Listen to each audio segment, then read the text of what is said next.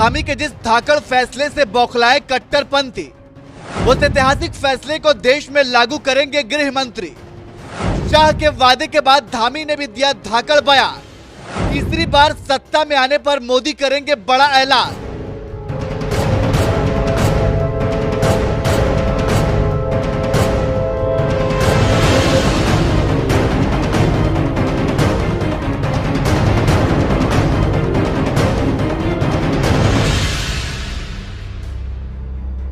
देश की सबसे बड़ी पार्टी बीजेपी ने कभी संकल्प लिया था वो अयोध्या में भव्य राम मंदिर का निर्माण करवाएगी, और आज भव्य राम मंदिर बनकर तैयार हो गया।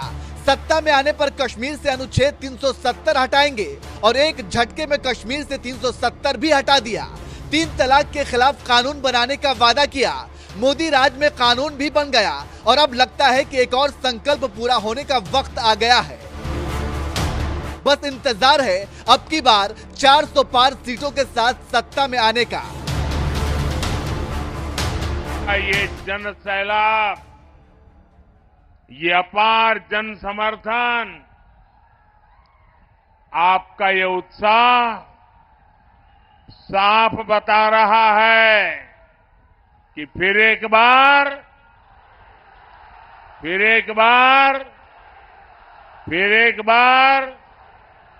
4 जून।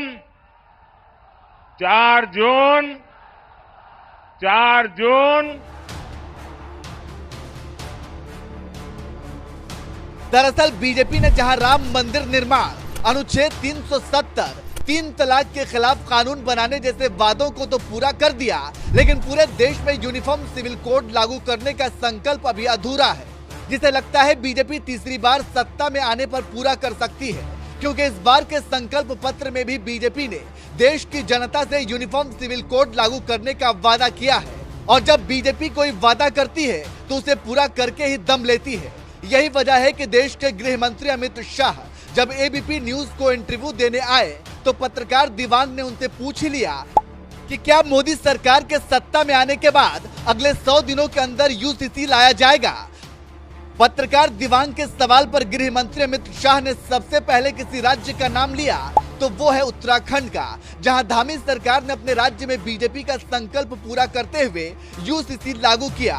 धामी सरकार के इस फैसले का जिक्र करते हुए गृह मंत्री अमित शाह ने कहा, यूसीसी एक बहुत बड़ा सोशल रिफॉर्म है जिससे इतने बड़े विविधता वाले समाज पर इसका बहुत बड़ा असर होने वाला है। अभी उत्तराखंड की बीजेपी सरकार ने यूसीसी का कानून बनाया है।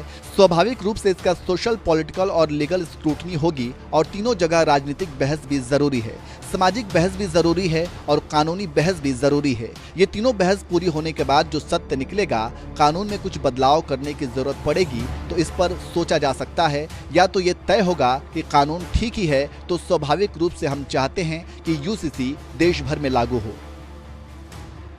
गृह मंत्री अमित शाह ने देश के दूसरे राज्यों की सरकारों से भी अपने यहां यूसीसी लागू करने की अपील करते हुए कहा, सबसे पहले अलग अलग सामाजिक संरचना वाले राज्य सरकारों को यूसीसी लागू करना चाहिए, उसके बाद पूरे देश भर में लागू करना चाहिए। लेकिन हमने अपने संकल्प पत्र में लक्ष्य रखा है कि पूरे देश में यूसीसी लागू करने की कोशिश करेंगे और ये 1950 से हम कर रहे हैं, क्योंकि हमारे संविधान निर्माताओं ने हम पर यह जिम्मेदारी डाली है। ये देश पंथ निरपेक्ष है और पंथ निरपेक्ष देश में धर्म के आधार पर कानून नहीं चलता।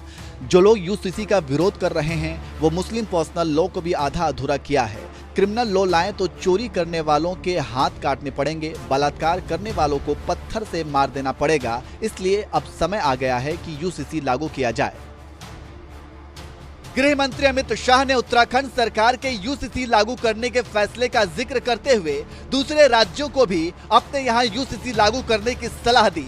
वहीं उत्तराखंड के सीएम पुष्कर सिंह धामी ने भी एक बार फिर से देशवासियों को यूसीसी लागू करने की याद दिलाते हुए ऐलान कर दिया।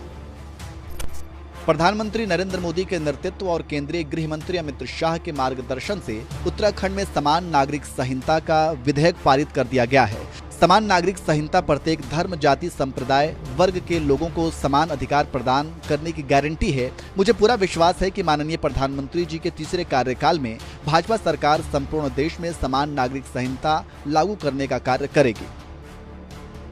अपने राज्य में यूसीसी लागू करके इतिहास रचने वाले सीएम पुष्कर सिंह धामी ने इस ट्वीट के साथ ही इस बात पर भी मुहर लगा दी कि तीसरी बार प्रचंड बहुमत के साथ सत्ता में आने पर मोदी सरकार पूरे देश में यूसीसी लागू करेगी। यानी जो लोग अभी तक उत्तराखंड में ही यूसीसी लागू होने पर छाती पीट रहे थे, मोदी सरकार के तीसरी बार सत्ता में आने पर उन्हें और बड़ा सदमा लग सकता है। वैसे आपको क्या लगता है, क्या तीसरी बार सत्ता में आने के बाद मोदी सरकार को पूरे देश में यूसीसी लागू कर देना चाहिए? अपनी राय हमें कमेंट कर जरूर बताएं।